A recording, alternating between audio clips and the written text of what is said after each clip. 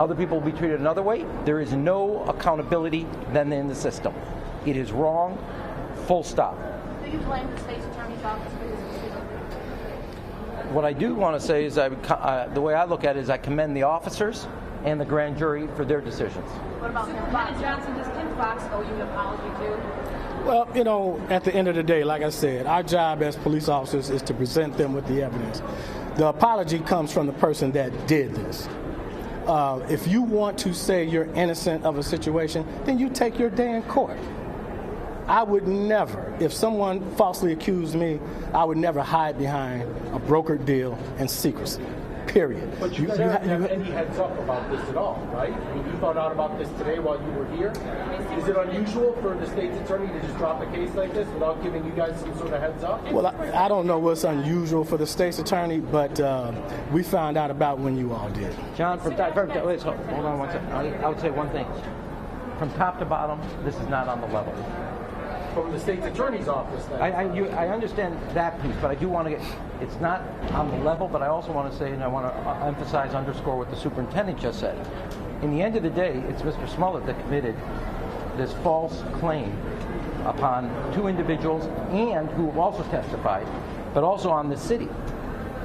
One action, yes, we're looking at the state's attorney. It is not on the level from beginning to end, and there needs to be a level of accountability throughout the system, and this sends an unambiguous message that there is no accountability, and that is wrong. They say that the brothers are the ones that attacked. Don't you think this was incredibly disrespectful? You work hand in hand with the state's attorney's office and your department on cases every day. To think of the man hours your detectives spent on this and to not get at least a phone call from her office saying, hey, this is what's happening today. Personally, how did you feel about that? Well, prosecutors have their discretion, of course. We still have to work with the state's attorney's office. I'm sure we'll have some conversation after this. But again, at the end of the day, it's Mr. Smollett who committed this hoax, period. If he wanted to clear his name, the way to do that was in a court of law so that everyone could see the evidence. You all know what the bond proffer said. We all know what it said. So, I stand by the facts of what we produced. If they want to dispute those facts, then the place to do that is in court, not secrecy. I want to. Sarah, I want to say one other thing. Mr. Smollett is still saying that he is innocent, still running down the Chicago Police Department. How dare him? How dare him? After everybody saw, and I want to remind you, this is not the superintendent's word against his. The grand jury, a sliver of the evidence, and they came to a conclusion, as did the state's attorney's office. This is not the superintendent and the detectives department word against his. And even after this whitewash, still no sense of ownership of what he's done. He says that, in fact, he is the wrong in this case.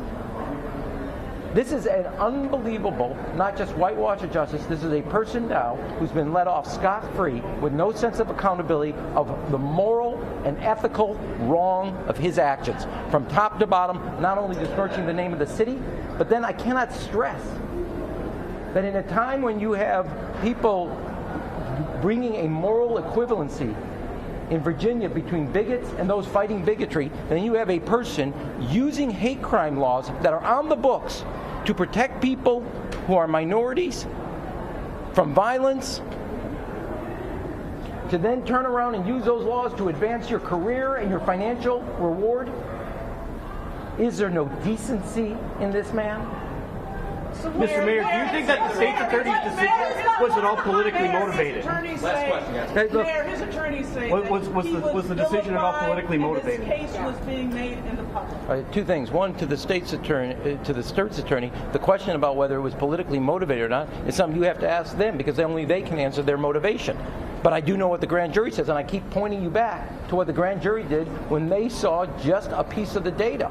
And I think there's not a person up here who would love to have all the information made public, let alone the two individuals who also talk. Do you think it was politically motivated? Wait a second. It's not whether I do or not. That's a question that only she can answer. I can only guess at it.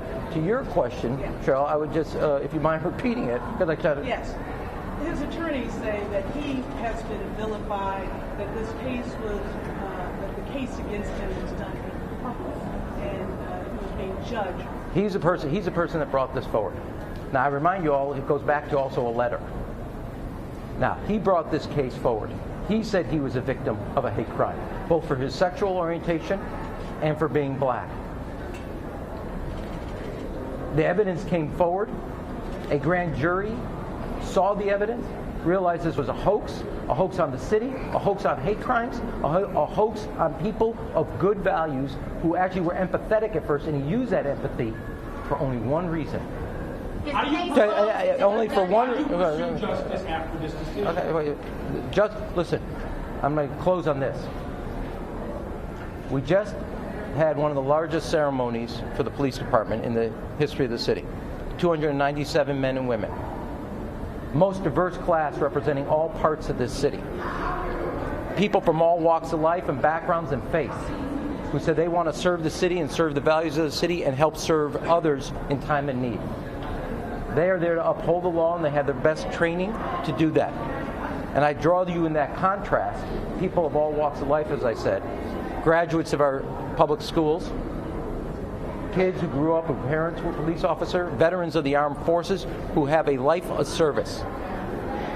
They were there to not only uphold the law, but the values that imbue and inform those laws. And now you have an individual who took those laws, turned them inside out, upside down, for only one thing: himself. And that, in my view, is an insult and an offense to every one of us who collectively uphold those laws because they reflect who we are as a city, and because of the hate crime legislation that's federal, who we are as a country. Thank you. Superintendent, can you tell us if the case is closed? Superintendent, can you tell us if the case is closed or not? 16 felony charges against Jussie Smollett are dropped, the record sealed. His entire record now wiped clean. We were just hearing from the mayor of Chicago and the police superintendent. They are both ticked off about this, calling it a whitewash of justice. We have our Adriana Diaz on the ground, and we will be continuing to follow this story with much more throughout this afternoon. Well, meanwhile, we want to turn to politics. There's growing momentum behind Mayor Pete Buttigieg. It's also fueling speculation that he will officially announce his candidacy for 2020 soon. The Democratic mayor of South Bend, Indiana, has been gaining popularity since he launched an exploratory committee back in January, and crowds at his event have just grown in size, from dozens to hundreds at his latest appearance in South Carolina. Buttigieg has also seen an increase in media attention after a breakout performance at a CNN town hall earlier this month. His team says that he raised about $600,000 in just 24 hours. That boost gave him enough individual contributions to qualify for a spot in the Democratic debate this summer. Associated Press political reporter Sarah Burnett joins me now. She's been following his rise, and she joins me from Chicago. So, Sarah, to what would you really attribute this big surge all of a sudden?